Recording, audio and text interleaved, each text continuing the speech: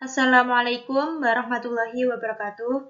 Di sini kami dari kelompok 5 akan mempresentasikan materi perkuliahan mengenai penerapan fungsi linier bagian 2. Nama anggota kelompok kami yaitu Intan Nursaikti dengan NIM 401210146, Kanila Putri Deviana dengan NIM 401210155, dan Khalifatun Nur Anisa dengan NIM 401210160.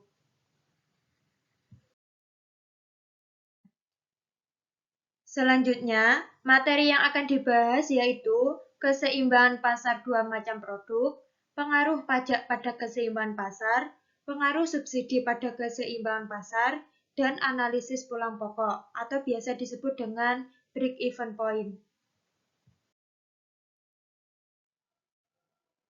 Materi yang pertama yaitu keseimbangan pasar dua macam produk. Di pasar, terkadang permintaan suatu barang dipengaruhi oleh permintaan barang lain. Ini bisa terjadi pada dua macam produk atau lebih yang berhubungan secara substitusi dan komplementer. Substitusi di sini artinya produk pengganti. Contohnya, beras bisa digantikan dengan gandum, minyak tanah bisa digantikan dengan gas LPG. Sedangkan secara komplementer atau produk pelengkap, contohnya yaitu teh dilengkapi dengan gula, semen dilengkapi dengan pasir. Artinya, harga semen itu berhubungan dengan harga pasir. Secara matematis, fungsi permintaan dan fungsi penawaran produk yang berinteraksi mempunyai dua variabel bebas, yaitu harga produk itu sendiri dan harga produk lain yang saling berhubungan. Jadi, notasi fungsi permintaannya menjadi Q/Dx sama dengan A0 dikurangi A1Px ditambah A2Py. Dan untuk produk Y, maka Q/Dy sama dengan B0 ditambah B1Px dikurangi B2Py. Sedangkan fungsi penawaran untuk produk X adalah Qsx sama dengan negatif M0 ditambah M1Px ditambah M2Py. Dan untuk produk Y itu adalah Qsy sama dengan negatif N0 ditambah N1Px ditambah N2Py. Di mana Qdx itu adalah jumlah yang diminta dari produk X.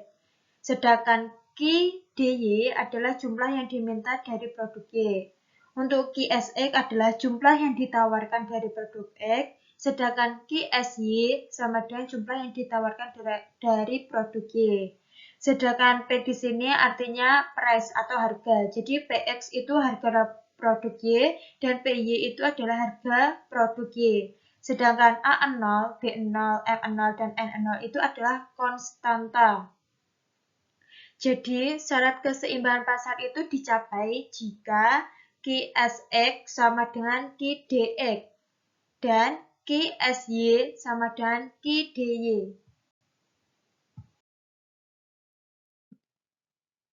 Selanjutnya contoh soal. Diketahui fungsi permintaan dan fungsi penawaran dari dua macam produk yang mempunyai hubungan substitusi sebagai berikut. Fungsi permintaannya, Qdx sama dengan 5-2Px ditambah Py.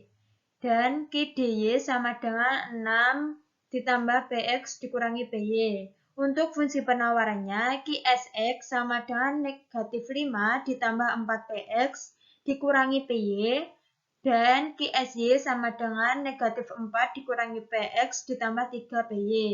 Nah, di sini soalnya perintahnya carilah harga dan jumlah keseimbangan pasar. Jadi penyelesaiannya sebagai berikut. Tadi kan syarat keseimbangan pasar itu terjadi jika Qsx sama dengan Qdx. Maka kita masukkan min 5 ditambah 4Px dikurangi Py sama dengan 5 dikurangi 2Px ditambah Py. Kita kelompokkan menjadi 4Px ditambah 2Px dikurangi Py dikurangi Py sama dengan 5 ditambah 5. 6PX dikurangi 2PY sama dengan 10 itu adalah persamaan ketiga. Lalu untuk mencari produk Y, maka QSY sama dengan QDY. QSY tadi min 4 dikurangi PX ditambah 3PY sama dengan QDY-nya 6 ditambah PX dikurangi PY. Maka kita kelompokkan menjadi min PX dikurangi PX ditambah 3PY ditambah PY sama dengan 6 ditambah 4. Min 2PX ditambah 4PY sama dengan 10. Itu adalah persamaan keempat. Lalu kita mengeliminasinya. Tadi kan kita memperoleh persamaan 3 dan 4. Jadi kita eliminasi untuk mencari nilai PX. Untuk mencari nilai PX, maka kita kalikan 2 yang atas. Jadi 12PX dikurangi 4PY sama dengan 20. Yang bawah tetap kalikan 1, jadi min 2PX ditambah 4PY sama dengan 10. Lalu kita tambahkan 12PX ditambah min 2PX sama dengan 10PX. Min 4PY ditambah 4PY sama dengan 0. 20 ditambah 10 adalah 30. Jadi 10PX sama dengan 30. PX sama dengan 3. Nah, kita kan sudah mengetahui nilai PX-nya, maka kita mensubstitusikan ke persamaan 4. Min 2PX ditambah 4PY sama dengan 10. Min 2 kali 3 ditambah 4PY sama dengan 10. PY sama dengan 16. PY sama dengan 4. Lalu, substitusikan PX 3 dan PY 4 itu ke persamaan 1 dan 2 untuk memperoleh QX dan QY. QX sama dengan 5 min 2PX ditambah PY. QX sama dengan 5 min 2 kali 3 ditambah 4. QY sama dengan 3. QY sama dengan 6 ditambah PX dikurangi PY. QY sama dengan 6 ditambah 3 min 4. QY sama dengan 5. Jadi nilai QX sama dengan 3, QY sama dengan 5, PX sama dengan 3, PY sama dengan 5. Selanjutnya yaitu materi pengaruh pajak pada keseimbangan pasar. Pengaruh pajak pada keseimbangan pasar yaitu adanya pajak yang dikenakan pemerintah atas penjualan suatu barang akan menyebabkan produsen menaikkan harga jual barang tersebut sebesar tarif pajak per unit dengan simbol T sama dengan pajak. Sehingga fungsi penawarannya akan berubah yang pada akhirnya keseimbangan pasar akan berubah pula. Fungsi penawaran pajak atau tax sebelum pajak menggunakan rumus QD sama dengan QS, PD sama dengan PS. Setelah pajak menjadi QD sama dengan QS, di mana QS sama dengan B, P kurangi T ditambah A. PD sama dengan PS, di mana PS sama dengan PS ditambah T. Di sini ada contoh soal pengaruh pajak pada keseimbangan pasar. Contohnya yaitu diketahui kurva permintaan dan kurva penawaran ditunjukkan dengan persamaan sebagai berikut. Q sama dengan 50 dikurangi 3P dan Q sama dengan 2P dikurangi 10. Jika pemerintah menetapkan pajak sebesar 5 per unit, maka keseimbangan pasar sebelum pajak atau E, yaitu menggunakan rumus QD sama dengan QS, 50 dikurangi 3P sama dengan 2P dikurangi 10. Min 3P dikurangi 2P sama dengan min 10 dikurangi 50. Min 5P sama dengan min 60. P sama dengan 12. P sama dengan 12 disubstitusikan ke QD atau QS, yaitu QD sama dengan 50 dikurangi 3P, Q sama dengan 50 dikurangi 3 dikali 12. Q 50 dikurangi 36, Q sama dengan 14. Jadi keseimbangan pasar sebelum pajak PD harga 12 dan jumlah 14. Kemudian keseimbangan pasar setelah pajak atau E, yaitu menggunakan rumus QD sama dengan QS, yaitu QS sama dengan P P kurangi T ditambah A. QS sama dengan 2, P dikurangi 5 ditambah min 10. QS 2P dikurangi 10 dikurangi 10. QS sama dengan 2P dikurangi 20. 50 dikurangi 3P sama dengan 2P dikurangi 20. Min 3P dikurangi 2P sama dengan min 20 dikurangi 50. Min 5P sama dengan min 70. P14. P14 disubstitusikan ke QD atau QS. QD adalah 50 dikurangi 3P.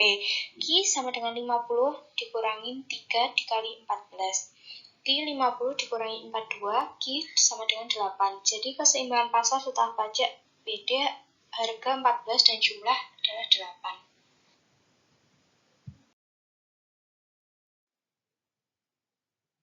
Materi selanjutnya yaitu pengaruh subsidi pada keseimbangan pasar.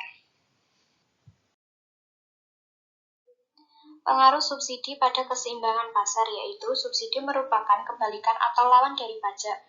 Seiring dengan itu pengaruhnya terhadap keseimbangan pasar juga kebalikan dengan pengaruh pajak. Pengaruh subsidi yaitu subsidi yang diberikan atas produksi atau penjualan suatu barang menyebabkan harga jual barang tersebut menjadi lebih rendah. Dengan adanya subsidi, produsen merasa ongkos produksinya menjadi lebih kecil sehingga harga jual lebih murah. Berikut adalah rumus dari pengaruh subsidi pada keseimbangan pasar. Besar subsidi yang dinikmati oleh konsumen menggunakan rumus SK sama dengan PE dikurangi PS. Besar subsidi yang dinikmati oleh produsen menggunakan rumus SP sama dengan S dikurangi SK. Sedangkan jumlah subsidi yang diberikan oleh pemerintah menggunakan rumus S sama dengan S kali QS. Jika sebelum subsidi persamaan penawarannya adalah QS sama dengan C ditambah DB, maka sesudah subsidi ia akan menjadi QSS sama dengan C tambah D dikali P tambah S. Sementara persamaan permintaan sebelum dan sesudah subsidi tetap yaitu QD sama dengan QDS sama dengan A dikurangi BP. Keseimbangan pasar dicapai apabila QDS sama dengan QSS. Titik keseimbangan pasar setelah subsidi adalah ES sama dengan PS dan QS.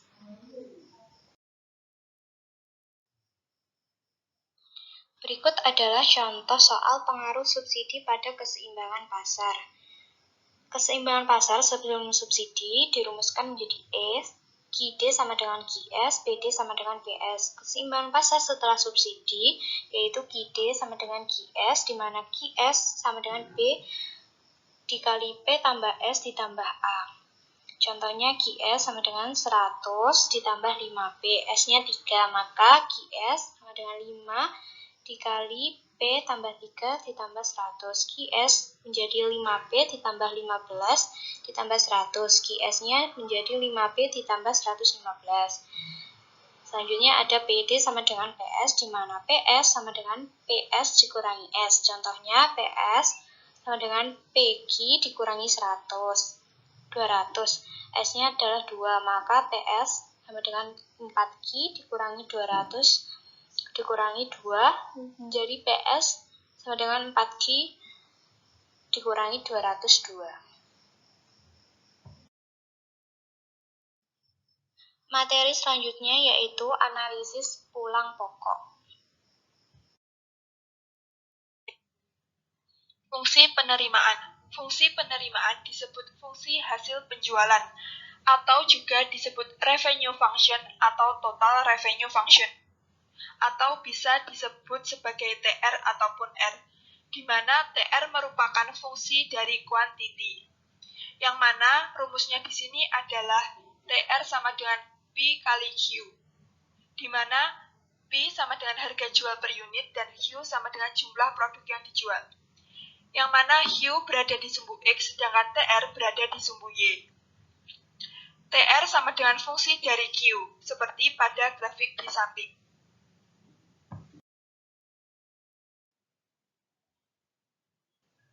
Dan sebagai contoh soalnya yaitu, misalnya suatu produk dijual dengan harga 5.000 per unit barang. Bagaimanakah fungsi penerimaannya? Dan gambarkan fungsi penerimaan tersebut pada grafik.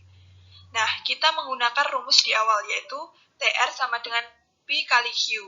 Maka TR di sini adalah 5.000 kali Q, di mana P adalah 5.000. Nah, itu diketahui P atau harga atau price, yaitu 5.000 Q. Kalau dituliskan dalam grafik seperti ini, TR sama dengan 5.000 kali Q.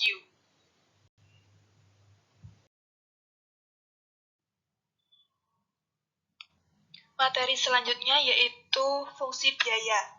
Fungsi biaya diberi lambang C, yaitu cost, atau TC, yaitu total cost, di mana total cost ini terdiri dari fixed cost, biaya tetap, maupun variable cost, biaya tidak tepat. Dengan rumus TC sama dengan FC plus VC, dan TC sama dengan FC plus V kali Q. Dengan keterangan FC sama dengan fixed cost, yaitu biaya tetap, dan VC sama dengan variable cost, yaitu biaya tidak tetap atau biaya yang berubah-ubah, dan V sama dengan variabel per unit, dan Q sama dengan jumlah produk yang dihasilkan. Jika dilihat pada grafik di sampingnya, fixed cost ini sejajar dengan sumbu Q atau sumbu X, sedangkan TC dan VC garisnya sejajar, dan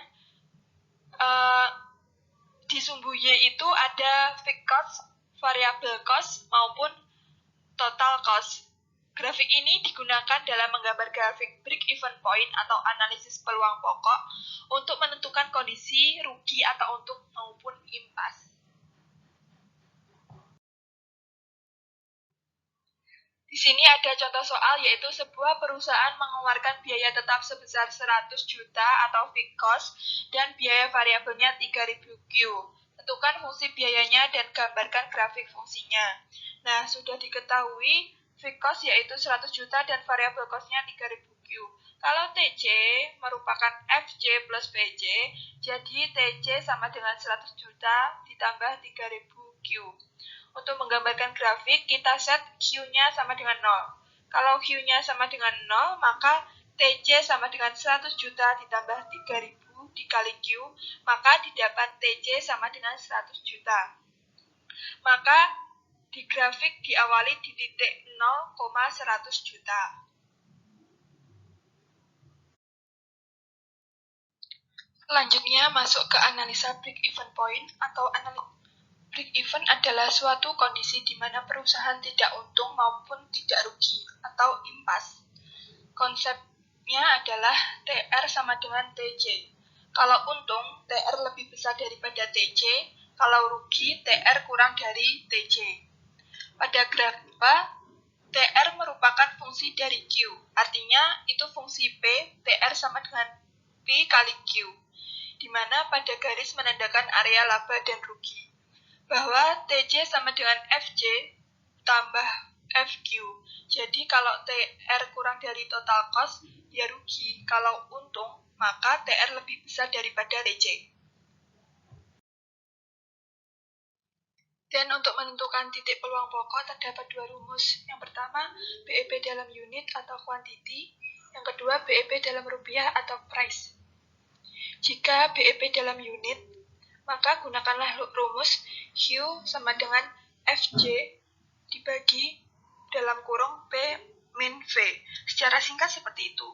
Jika BEP dalam rupiah, maka gunakanlah rumus TR sama dengan FC buka kurung 1 min V per P tutup kurung. Yang mana FC di sini fixed cost sebagai pembilang, sedangkan 1 min V per P sebagai penyebut. Jadi ada dua pendekatan, baik dari mid maupun dari harga.